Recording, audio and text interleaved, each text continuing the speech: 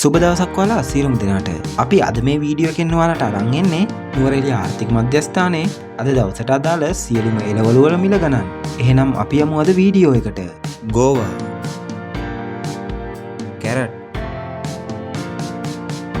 leeks,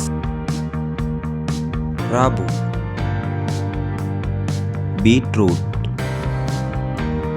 අල, නෝකෝල්, bell pepper, basil,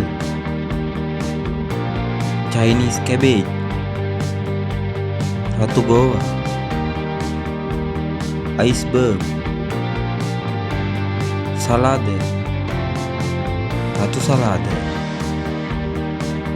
minci, rosemary, broccoli, malgowa,